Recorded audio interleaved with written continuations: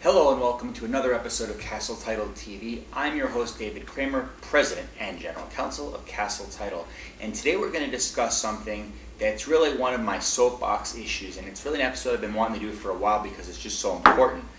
Today we're going to talk about trust. And trust really is, in my opinion, the foundation, the cornerstone of just about every single thing that we do in life.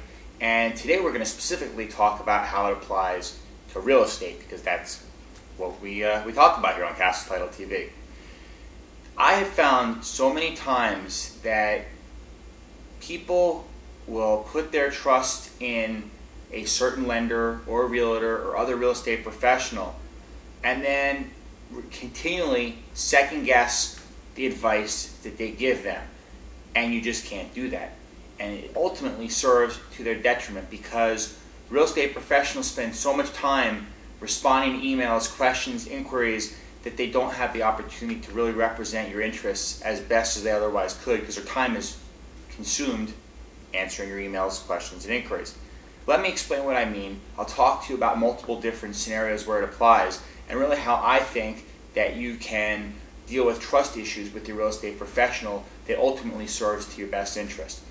Suppose you hire a realtor to sell your house. The time to ask a billion questions and really grill your prospective realtor is before you hire them, before you engage their services. Talk to them about different ideas you have and strategies that you think would best help sell your home. I'm talking about open houses, brokers opens, mailings, knocking on doors, flyers, which ads they're going to place online, which websites, what newspapers. These are the questions that you want to ask before you hire them. You don't want to hire a realtor that you think is going to best represent your interests, and once they've started working towards your goals, well, did you do this? Did you do that? How come you did it this way? Why did you do it that way? They don't want to hear it. I'm being very blunt. They don't want to hear it. You're second guessing them. If you're going to put your trust in somebody to do whatever you're hiring them to do, at that point you kind of have to let go of the reins a little bit and let them go. Let them do it and trust that they're doing whatever it is that you ask them to do in a way that suits your best interest. The same thing can be said if you hire a realtor to help you find a house. You want to make sure that they understand the kind of property that you're looking for. Bedrooms are issues, space, backyard space, do you want a basement, what kind of neighborhood, what kind of school system. Ultimately, once your realtor is familiar with what you're looking for, you got to let them go and try to find it. You cannot keep second guessing them. Well, how come we didn't look here? Why are we looking there? Because ultimately time explaining and justifying all the actions that are taken are really just taking away from time that could be better served representing you. One more scenario I'll give you. Lenders. If your lender, is a good lender and is going to represent your interest in either a refi or a purchase, what you want to do is make sure that they understand what your financial constraints are, what your goals are. Are you looking to save money? Are you looking at cash out equity? Are you looking for a short term, long term? Is it you want a better rate today on an ARM so that you can ultimately refi later on?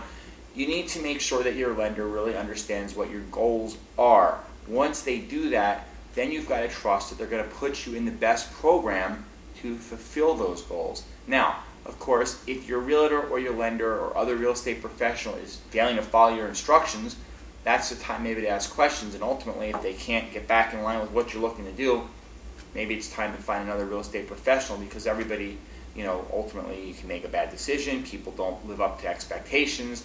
That's totally different than the trust issues that I'm talking about. As long as somebody is within the straight and narrow and within the parameters that you set for them, let them do their thing. One other example that I'll give you as far as trust goes is if you're going to hire a realtor or a lender on a refi to represent you, you might want to let them make recommendations as to who to deal with for the other services you're going to need. Home inspectors, appraisers, title companies, if it's a purchase, lenders.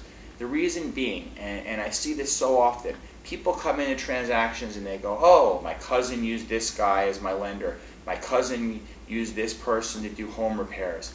That might be fine and good, and maybe they're good, and maybe even your cousin had a great experience. But The bottom line is, and this is probably maybe one of the old dirty secrets to real estate, if your lender sends a title company deal after deal after deal on a refi, and the title company that they've referred you to messes up, then the lender might consider sending the work to other title companies.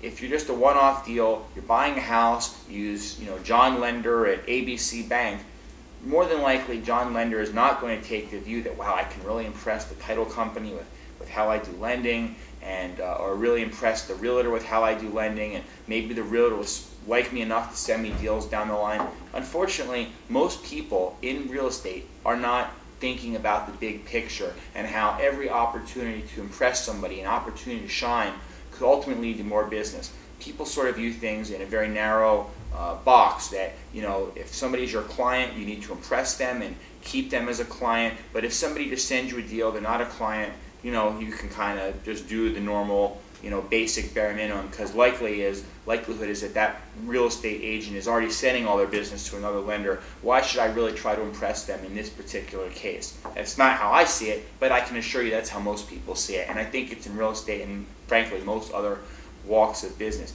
If your real estate professional suggests that you use a certain title company or a certain lender, you might want to ask them why they're giving you that recommendation. Have they got a long track record? Have they got proven history?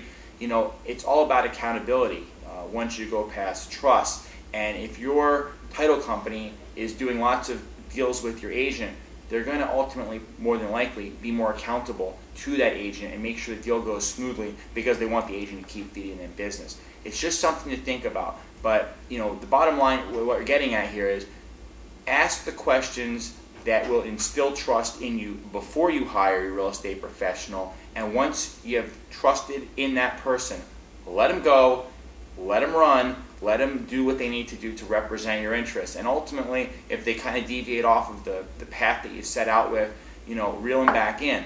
But if your realtor hasn't placed ads in the publications you like or the websites that you like, you should make sure that you discuss that with them beforehand. Because if you say, I really want an ad on Zillow, or I really want an ad on Realtor.com, or whatever it may be, you can always come back and say, hey, later, remember we discussed this and it's not there.